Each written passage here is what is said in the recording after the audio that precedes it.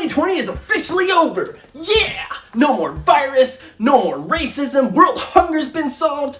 Oh man, if what other people are saying about 2021 can be believed, this is gonna be the best year ever. So let's take a moment to take a look back at 2020 and just reflect on all the great stuff that came about it.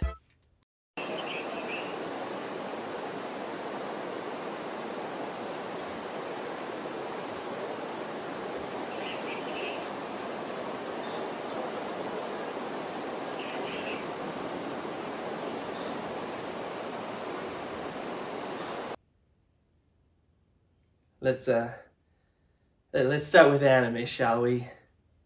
Anime! I mentioned this in my top 5 and bottom 5 of 2020, but 2020 was a fantastic year for anime. It not only gave us brand new series that were really interesting and made me want to continue watching, but it also continued old series that are still really impactful and just entertaining to this day, as well as seeing conclusions to series that I truly never thought we would see the end of. So yeah, 2020 in anime, it went together so well. So much, in fact, that I came up with 10 anime that I really wanted to talk about for this video. Now, normally I don't like to do top 10 lists because honestly, sometimes there's less great stuff than 10, sometimes there's more great stuff than 10, so I always like to give it a true numbers list of whatever it is that's great that year. It just so happens that this year, there were 10 that I really enjoyed. And if I were to include series that are still currently going on in their season, it would be more than 10. On that note, even though it's gonna piss you off, shows that are still currently airing their season are not eligible. So shows like Higurashi or Attack on Titan or Jujutsu Kaisen are not gonna make the list. Sorry, but they will be eligible next year as long as they don't fuck up the second half of their season, so there's that. Also guys, please keep in mind that I haven't seen every single anime out there. I just don't have that kind of time in my life. And this is not a best of the year list. You want that list? Go to anybody else's channel. I'm sure they have what they consider to be the best season or anime of the year on there. This is what I personally enjoy, what I would watch again or continue. So with that in mind, let's get this list started. Gleipnir is an anime that not a lot of people discussed when it released in the early half of 2020. And honestly, I can see why. Its over-reliance on fan service, its gory battles, its simp protagonists, and its creepy as heck female lead definitely made it seem like it was trying to ride the coattails of Mirai Nikki. And yeah, truthfully, that is really what it was trying to do. But for me, what I really liked about the show was its central mystery. Its main premise of an alien that is granting wishes to anybody that brings back these coins is very anime, but the centralized mystery behind the protagonist is really what kept me engaged. Finding out exactly what was happening in his past and how he already ties into the plot that we come into, that he doesn't even know he's a part of. Mixed with that, some really cool fight scenes and some really disturbing moments, and honestly, I gotta show that I was very interested to find out what was gonna happen next. Gleipnir isn't a show that's gonna set the anime world on fire, and it really doesn't need to be. It just needed to tell an entertaining story with some really cool fight scenes, as well as some really disturbing moments. And that's exactly what it did. Unfortunately, it does land really low on my list due to the odds of a second season being very slim. Its lack of a critical reception, plus it already being caught up with its source material, means by the time there is enough material to get a second season, I don't think there's gonna be enough vocalization to push for that. And that's a shame, because it is a story I would have liked to see the conclusion to. Fruits Basket Season 2 is the continuation to the remake that began in 2019.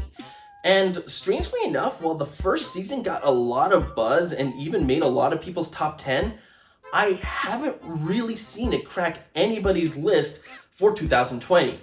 And that's a shame because I really think the second season is stronger than the first. This is the season that really got to see all the character relationships grow even further than just the initial meeting. A lot of the introductions to all the side characters have already been out of the way, so now you can really focus on who these characters are and how they interact with the protagonists. And if you are a fan of seeing the romance blossom, then this is definitely the season for you, as it's not only a central focus for Toru, but also all of the surrounding characters as well. It's not just about the romance though. I like seeing the interactions between a lot of these other characters and their relationship to one another, and seeing how those relationships progress as well. Plus, there's a lot of really good, surprising moments, leaving on a cliffhanger that has me excited for the final season. It's by no means a perfect show. I do think it's still melodramatic as heck at points, but its emotional moments definitely cut deeper, I think, this season than they did in the previous season. And maybe a big part of that is because I don't remember a lot of what occurred during this season as opposed to being very familiar with its first. Might be just for personal preference. Now, the final season is set to come out in 2021, and I'm really excited to see it really tie everything up together. Here's hoping it could stick the landing and make the cut for this list next year. Gretzko Season 3 is very similar to my number 10 and number 9 pick, as no one has really talked about it, even though the first season was so hyped that it's what originally got me to watch the show. Now, this is a huge shame because I think Season 3 really pushes its concept of Gretzko's heavy metal secret into the limelight in a really funny, spectacular way, as she becomes a pop idol. Yeah, it's fantastic. It's just a great concept. Meanwhile, if you're a fan of Haida, and honestly, why the hell wouldn't you be, you also get this great story with him starting to date this new girl at work, or a girl that he's noticed for the first time. And that leads to some really nice, sweet moments that kind of take over the romance that Gretzko's lacking in this season. I also think it's one of the darkest seasons that the series has done, really showing the pressures that could come with being an idol and the dangers that can come with the fandom itself. If you saw the first season but skipped out on seasons 2 and 3 of Gretzko, I really implore you to go back and check out these last 2 seasons, as they're just as strong as that first one. Netflix has also recently announced that a 4th season's coming out this year, so there's bound to be love for it out there. I'm just personally not hearing it. But hey, more on Gretzko can't be a bad thing. Tower of God is an anime that I truly was fascinated with and enjoyed thoroughly.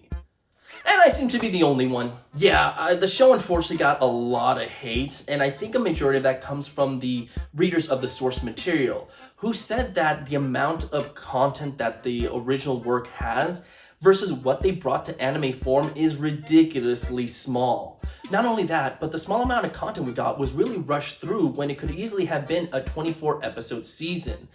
Normally, when you get a season that's about 12 to 13 episodes, it's the creators not sure if it's gonna succeed or not.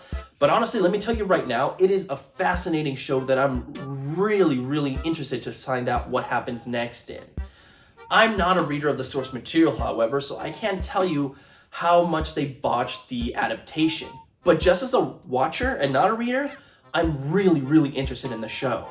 Its premise of this boy who's climbing this tower to be reunited with the love of his life, who also saved his life, is very interesting in the way that it creates its world. This tower where once you reach the very top, you get your wish granted. And what you have to do to get to the top is really fascinating stuff. This is an anime that can very easily get a 2nd, 3rd, 4th plus seasons just based on how much material is already out there. I really hope that all the negativity behind the season doesn't ruin its chances to get another one, as honestly, I'm not going to be going out and reading a book that's been going out for so long, and I would really much rather see it in action. Please bring out a 2nd season. I really would like to see what happens next. My teen romantic comedy snafu Climax is the conclusion that I didn't think I would ever get. And I'm so glad we did, because I have quite a history with this show. The first season occurred in 2013, back when I had really fallen out of love with anime. I wasn't watching any shows at the time, but this one just happened to randomly come into my life. I sat down, watched it, and yeah, I really liked it. 2 years later, 2015, we got the second season. And this is around the time that I had started to pick up anime again. And for this show to be waiting for me was just a great surprise. And it was another season that I really enjoyed. Jump forward to 2020. We finally got the conclusion to the series. And something that I really love about it is it's not gonna hold your hand. If you hadn't seen the first 2 seasons, it's not concerned with trying to get you caught up to speed on what's going on. It picks up directly from where it left off. And I have so much respect for a show that can do that, because too many times shows need to pander to newcomers to make them feel included. Go watch the fucking previous seasons if you want to feel included. I mean, that's what they're there for. Another thing I really like about it is that while most anime, even when they're just slice of life shows, feel very anime and not very realistic, this one definitely feels like it's a drama just in animation form. You could easily make this a real life drama and it would capture the spirit of the show fantastically. And really, there's not a lot of shows out there that can really do that. I can go into details about what the season's about and how I think these characters, how their relationships finally progress to the point where you're just left satisfied with the conclusion of everything that comes about it. But just like the show, I don't want to hold your hand when it comes to all the information that's out there. Just go out and see the first 2 seasons and then go watch this one, because it is truly a series that definitely needs to be watched.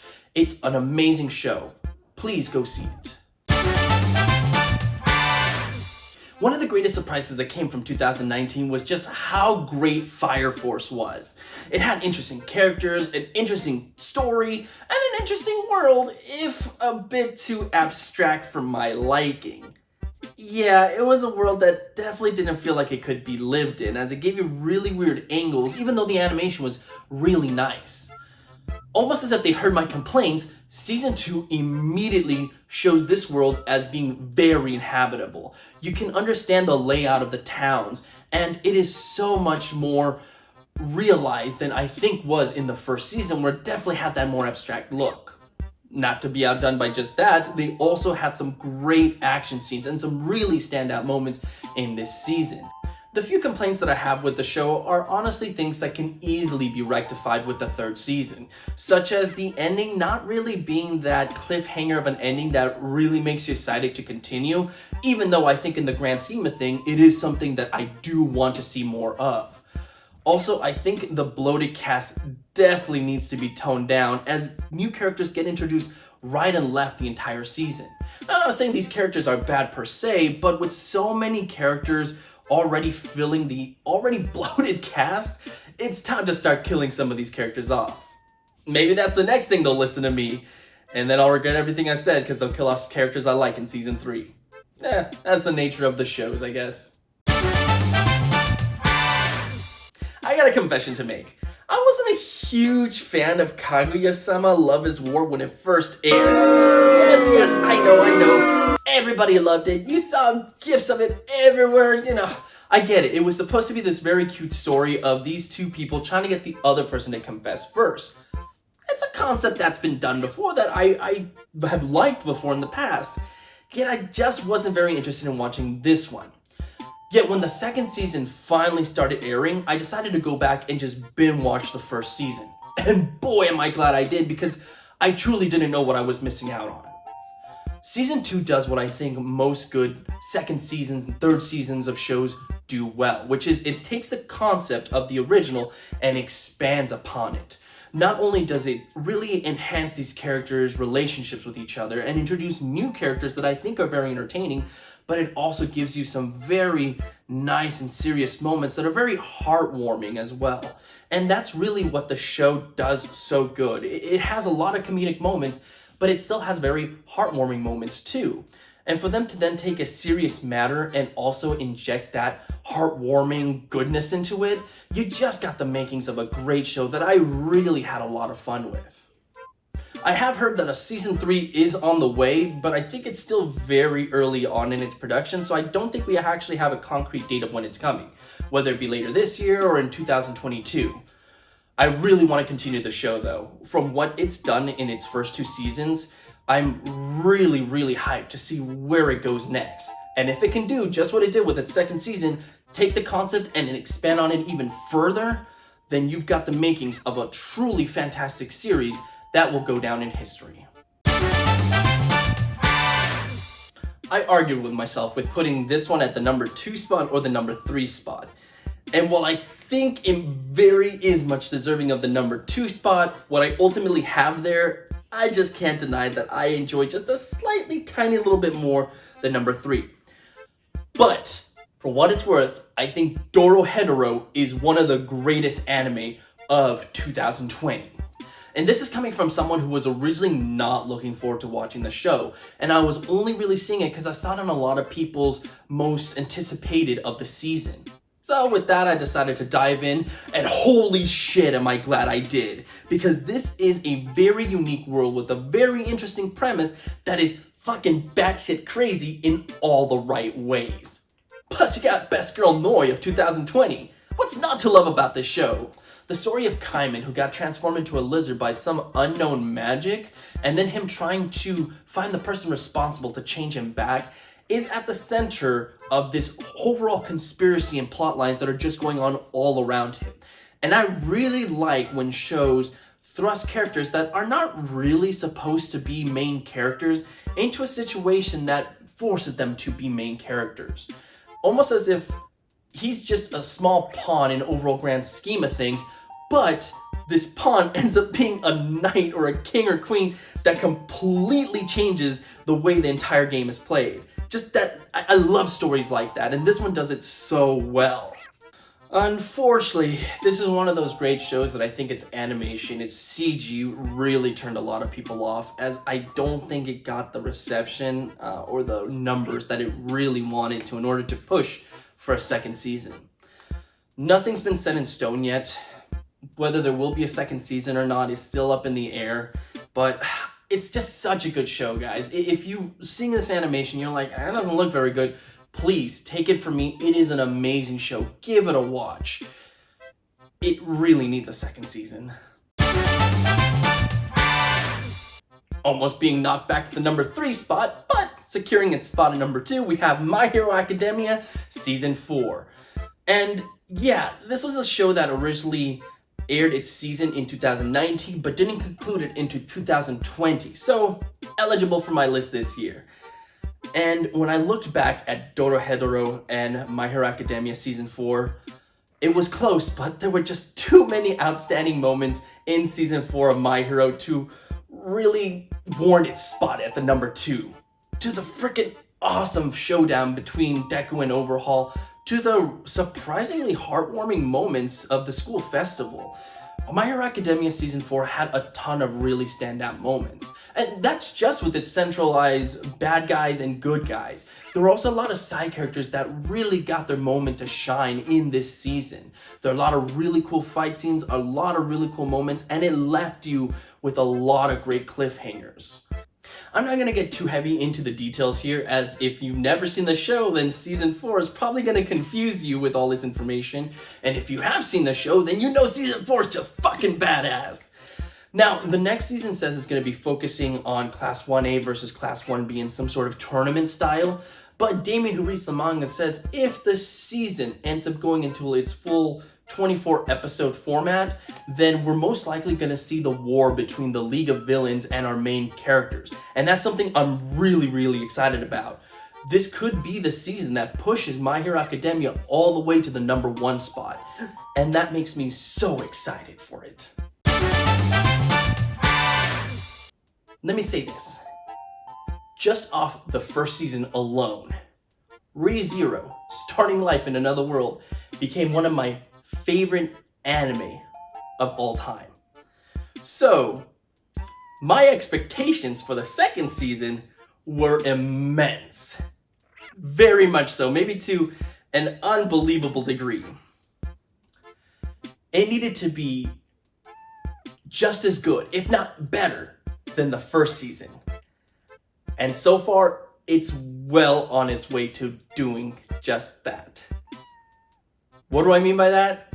Well, this season, they decided to break it up into 2 parts, with part 1 coming at us in 2020 and part 2 coming at us in 2021.